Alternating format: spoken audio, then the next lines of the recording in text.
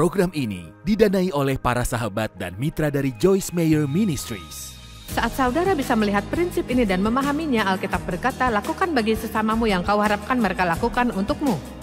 Jadi saudara bisa berubah, ada begitu banyak yang bisa diubah dalam hidupmu. Hanya dengan belajar menabur benih yang benar.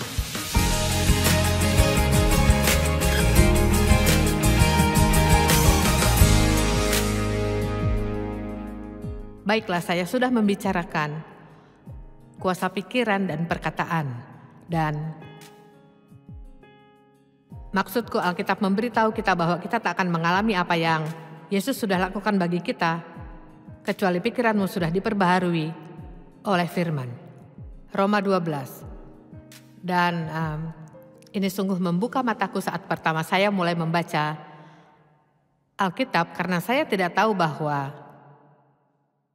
tak tahu bahwa pikiranku dan perkataanku mempengaruhi hidupku. Maksudku, saya ke gereja bertahun-tahun dan tak pernah diajari.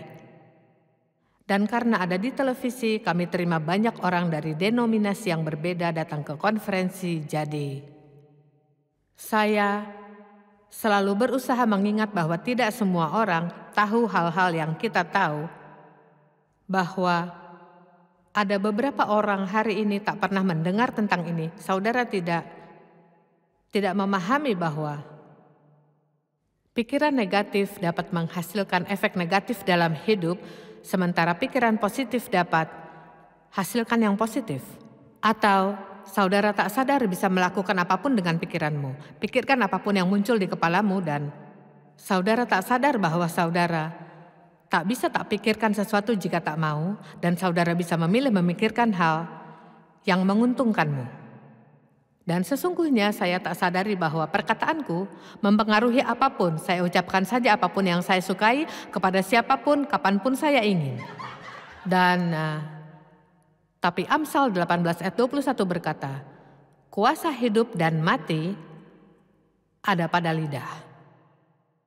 Maksudku, cukup ayat itu saja. Saat berbicara pada sesama, kita sesungguhnya mendengar diri kita saat bicara pada mereka. Dan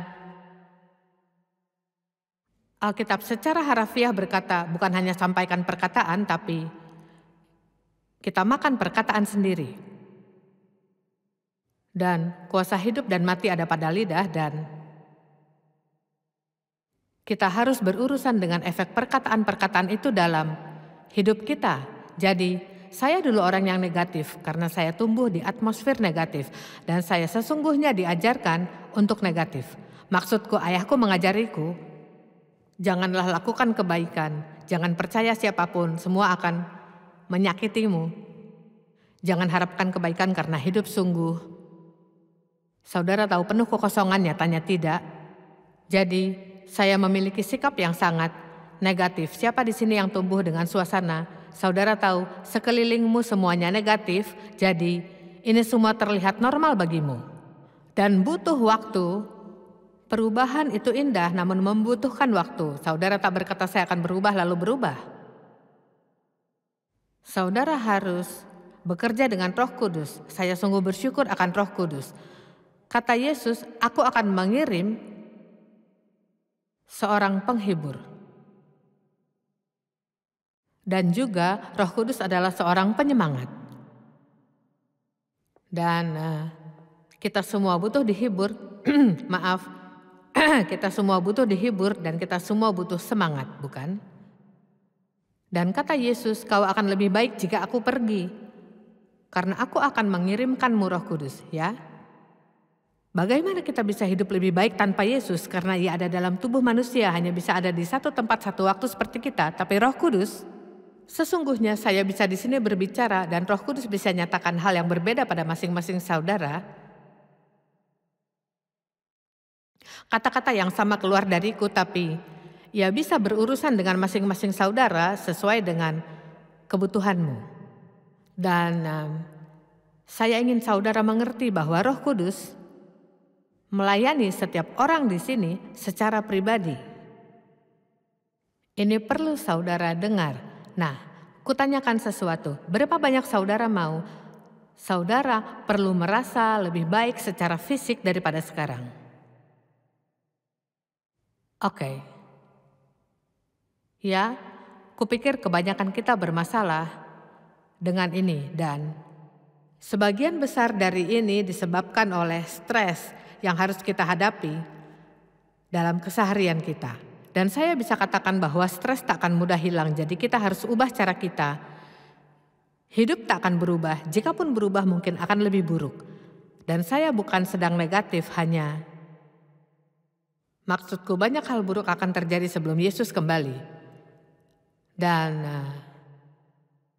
saya selalu pikir jika saja hidupku berubah, ya saya akhirnya sadar saya yang harus berubah.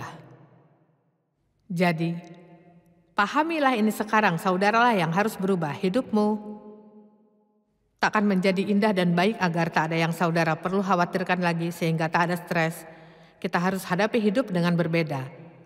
Dan yang ingin kuajarkan adalah bagaimana pikiran dan perkataan mempengaruhi kesehatan kita. Dan saya ingin katakan sebelum saya lakukan ini, saya tidak punya cara, bentuk, atau jalan untuk mengatakan bahwa semua yang sakit itu salahmu karena cara bicaramu dan cara pikirmu. Ada dosa-dosa di dunia, ada tekanan di dunia ini, Saya percaya bahwa semua rasa sakit disebabkan dosa, tapi tidak selalu oleh dosa pribadi. Hanya saja saat membaca tentang yang terjadi di Taman Eden dan saat usia manusia 980 dan 950, maksudku butuh waktu yang lama bagi iblis untuk ajar kita tentang kematian. Dan kita berangkat dari hal ini hingga suatu hari jangka waktu hidup seorang warga Amerika hanya sekitar 40 tahun. Dan tapi ada hal-hal yang bisa kita lakukan untuk menolong diri kita. Dan kita perlu lakukan. Ini mengejutkanku saat mempersiapkan khotbah. Betapa banyaknya ayat yang bicarakan hal-hal yang mempengaruhi tulang mereka dan melemahkan mereka dan bahkan menjadikan mata mereka redup. Dan ada banyak untuk dilakukan, terutama cara orang berpikir dan cara mereka bicara. Jadi, pikiran dan perkataan sungguh penting, dan jika tak ada yang beritahu saudara ini, saudara akan mengerti sedikit dari yang saudara dengar hari ini, tapi saya punya banyak bahan dalam topik-topik ini dan saya ingin mendorong saudara untuk mendatangi meja panitia atau secara online dan dapatkan pengajaran baik, dapatkan battlefield of mind, dapatkan power thoughts, dapatkan change your words, change your life, dapatkan bantuan yang dibutuhkan. Dan ini akan datang dari firman Allah. Amin. Nah, salah satu prinsip paling berkuasa dalam firman adalah kita menuai yang kita tabur. Selama bumi masih ada tak akan berhenti musim menabur dan menuai. Jadi, setiap penuaian yang kita miliki dalam hidup adalah karena benih yang belum dituai. Contohnya Alkitab mengatakan, cara saudara hakimi sesama adalah cara saudara dihakimi. Jika menabur belas kasih akan menuai belas kasih. Alkitab mengajari kita banyak tentang menabur dan menuai, terutama keuangan. Berilah dan kamu akan diberi suatu takaran yang baik, yang dipadatkan, yang digoncang, dan yang tumpah keluar akan dicurahkan ke dalam ribaanmu. Allah tidak perlu uangmu. Tapi menarik bagiku bahwa Allah bisa bayar hal-hal yang Ia ingin lakukan di bumi dalam cara yang Ia inginkan, tapi Ia ingin kita semua diikut sertakan. Saudara tahu Allah bisa membangkitkan 1 milioner yang hidupnya diubahkan oleh pengajaranku, dan Ia bisa memberiku beberapa tambang emas dan saya tak perlu lagi terima persembahan kasih, tapi Allah tidak lakukan demikian karena Ia ingin kita menabur agar kita menuai. Dan saudara menuai tergantung yang saudara tabur. Dengan sikap bagaimana saudara menabur, jumlah yang saudara beri dari harta saudara, Dan seluruh prinsip menabur dan menuai ada di seluruh Alkitab. Dan saya suka ini dan akan kuberitahu salah satu alasannya. Dan ini mungkin terdengar aneh awalnya, rasanya seolah ini memberiku sedikit ukuran untuk mengatur jalan hidupku. Bukan karena saya suka mengatur, bukan demikian, tapi saya tidak suka jika tahu bahwa tak ada yang bisa kulakukan untuk mengarahkan hidupku. Jadi, ini memberiku kesempatan, jika saya tabur benih baik, maka ada janji bahwa saya akan menuai tuaian baik dalam hidup. Saudara tahu jika ingin banyak teman, maka saya perlu lebih ramah. Jika ingin lebih dikasihi, maka saya perlu lebih tunjukkan kasih. Saat saudara bisa melihat prinsip ini dan memahaminya, Alkitab berkata, lakukan bagi sesamamu yang kau harapkan mereka lakukan. Jadi ada begitu banyak yang bisa diubah dalam hidupmu. Hanya dengan belajar menabur benih yang benar. Dan setiap pikiran adalah benih.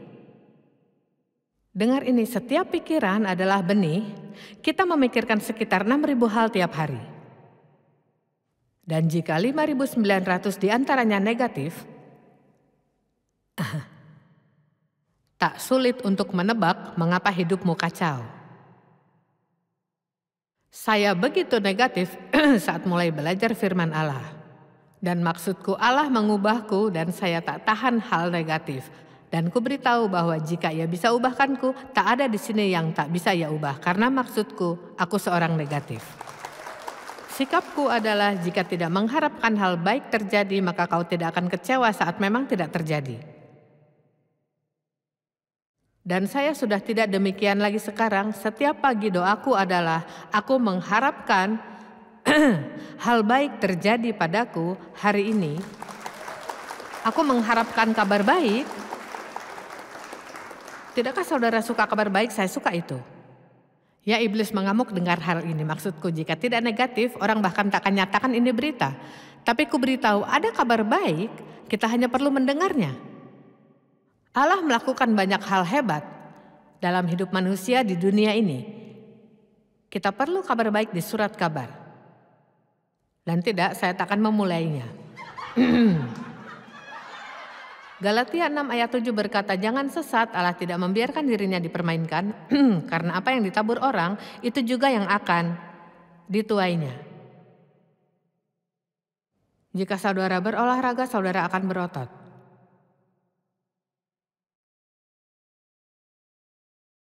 Jika melakukan peregangan, mendapatkan kelenturan. Jika menabur belas kasih, mendapat belas kasih. Jika memakan makanan cepat saji setiap saat, saudara akan menuai sakit pada tubuhmu.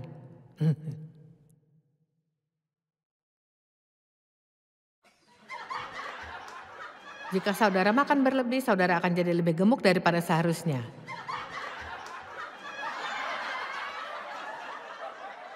Ini bukan karena tiroidmu,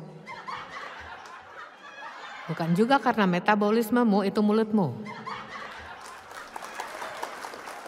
Nah, saya tahu beberapa orang punya masalah fisik atau saudara tahu saudara mungkin telah makan obat-obatan yang membuatmu bertambah berat badan, tapi saya sesungguhnya hanya bicara dan saya tak ingin membuat orang marah saat mengatakan ini, tapi jika saudara tak ingin kegemukan, maka jangan makan berlebih. Sesederhana itu. Dan semua orang berbeda. Sejujurnya saya tak bisa makan terlalu banyak dan tetap seukuran ini, dan saya harus ambil keputusan yang mana yang kuinginkan. Dan jika ingin terus bisa mengenakan pakaianku, jadi saya harus mendisiplinkan diriku secara rutin. Apakah menyenangkan? Tidak. Apa yang kuingin hari ini saat pulang? Oh, entahlah, makan makanan penutup terbesar yang bisa kutemukan. Dan makan, dan ini mungkin akan membuatku sakit, tapi saya akan senang memakannya. Jika menabur penghakiman, saudara akan tuai penghakiman. Jika memberi, saudara akan menerima. Matius 7 ayat 1 dan 2. Jangan kamu menghakimi supaya kamu tidak dihakimi.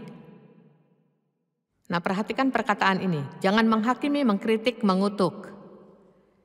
Jangan menghakimi dan mengkritik dan mengutuk.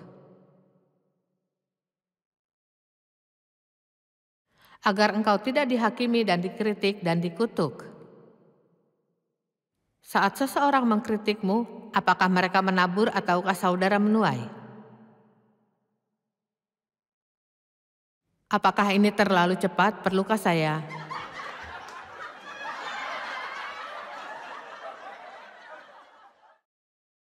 Karena seperti engkau menghakimi dan mengkritik dan mengutuk orang lain, engkau akan dihakimi dan dikritik dan dikutuk, dan sesuai dengan ukuran yang engkau gunakan untuk menghadapi orang lain, ini akan diukurkan kepadamu lagi.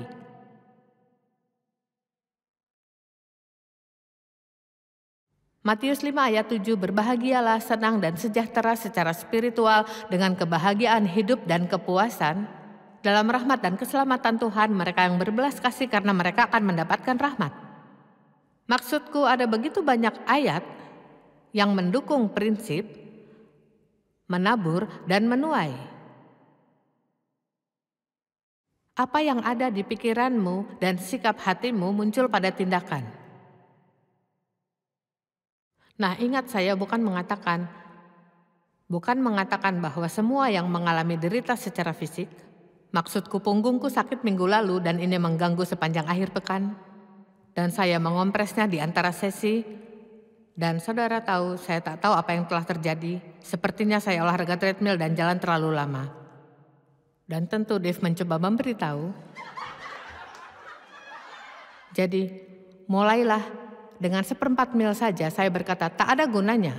Jadi saya mulai jalan selama hampir 2 mil, lalu punggungku sakit, ya. Saudara tahu ini sungguhlah kebodohan. Ya. Dan namun saya memang seperti itu rasanya, saya pasti bisa.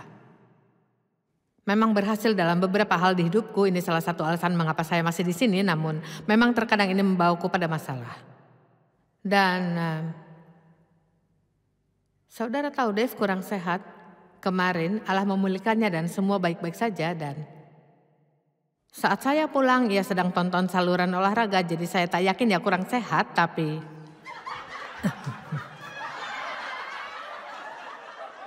ia sungguh kurang sehat, saya bisa lihat di wajahnya, namun ia pulih tidak lama setelah saya pergi.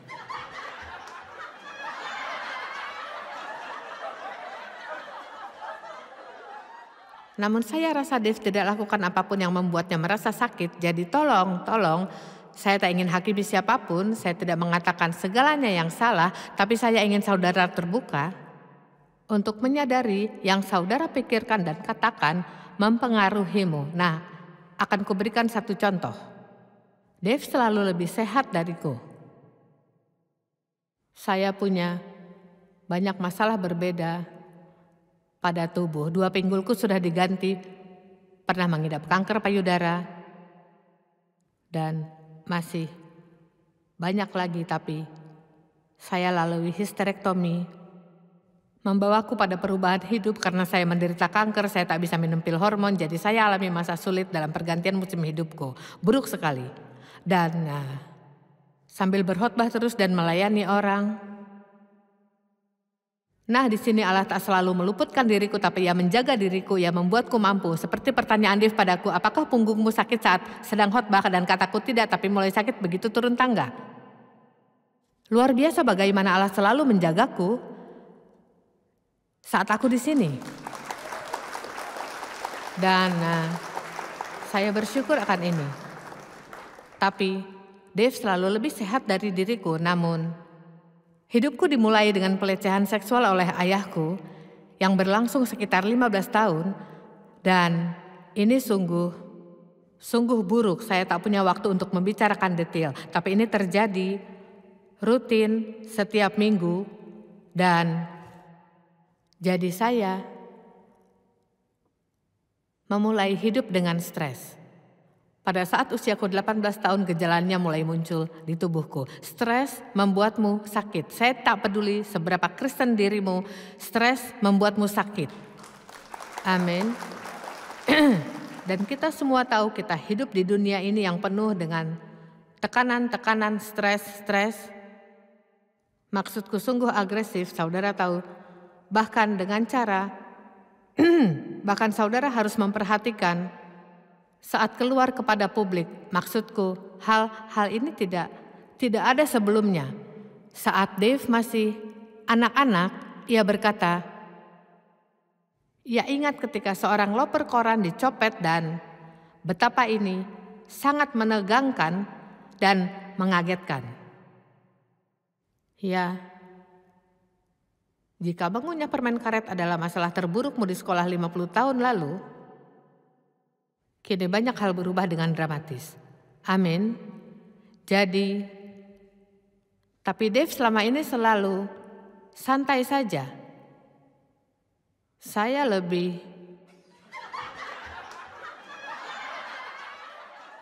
ia selalu menenangkan diri dalam segala hal. Ini jawabannya terhadap segalanya, saya tahu ia benar, tapi saya harus membereskannya. Kini saya tidak terlalu seperti itu, saya banyak berubah, tapi ada tahun-tahun di mana saya demikian. Saya lebih tegang, ia tidur lebih baik dariku. Saudara tahu juga lainnya, jadi saya bisa lihat bagaimana ketidaktenangan membawa penyakit.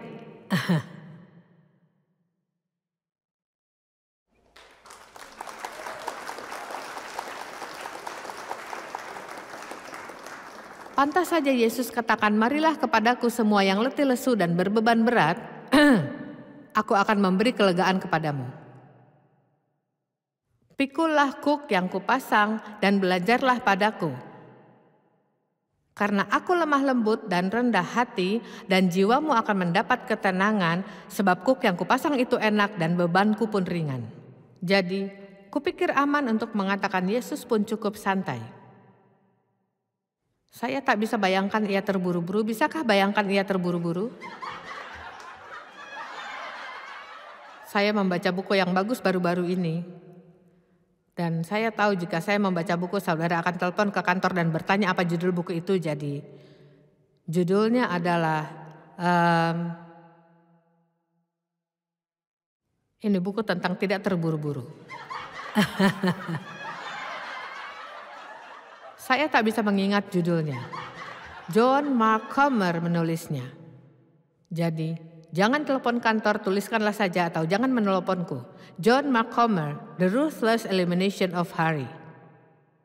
Ini sungguh buku yang baik. Dan salah satu hal yang ia katakan, ya mungkin salah satu hal utama, yaitu kau tak akan bisa terburu-buru dan berjalan dalam kasih.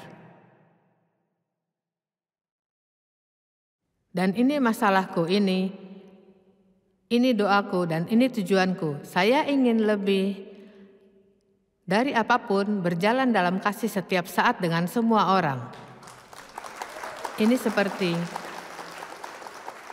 Ini hanya untukku, ini yang kuinginkan. Saya ingin jadi orang Kristen dewasa, tapi saya sungguh ingin mengasihi karena mereka sungguh membutuhkan. Sungguh. Dan jika saudara terburu-buru setiap saat, bukan hanya ini menyebabkan stres bagimu, tapi saudara kehilangan saat Allah bisa memakaimu. Seseorang bisa terluka di dekat dirimu dan saudara bahkan tidak memperhatikannya karena saudara sungguh terburu-buru. Jadi, jika saudara ingin melepaskan stres dalam hidupmu, kurangilah kecepatan.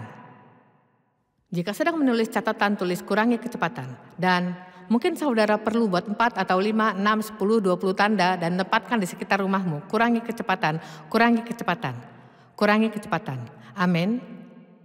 Keluargaku menggodaku, meskipun sungguh ini tidak lucu, ini hanya bagian menunjukkan siapa diriku. Saya selalu siap untuk hal berikutnya saat satu hal sedang terjadi. Dan saat saya hampir sampai ke rumah dari manapun kami pergi sebelumnya, saya sudah keluarkan kunci rumah. Saya siap membuka pintu begitu tiba di sana. Dan putriku membawaku kemana-mana dan katanya, "Ma, maukah kau menunggu sampai ku parkirkan mobil sebelum kau buka pintu dan mencoba segera keluar?" Dan saya tak tahu mengapa saya melakukannya, tapi saya sudah memegang pegangan pintu. Maksudku, ku beritahu sesuatu, saya mungkin buruk di hal lain, tapi saya siap.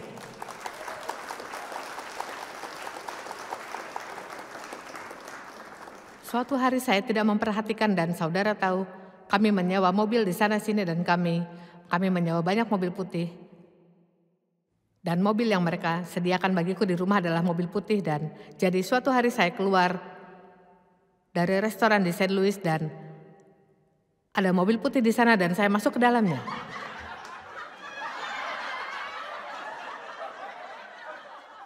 Ya coba tebak, saya masuk ke mobil seseorang yang mengenaliku dari televisi dan ini mengejutkannya. Dia teriak, "Ah!"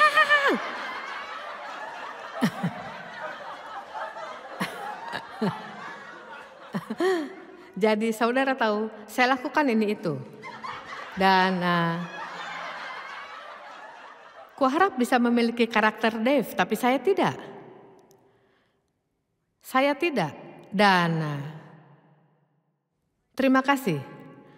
Lihat, Allah membuatku lebih seperti saudara sekalian, jadi saudara paham. Saudara tahu?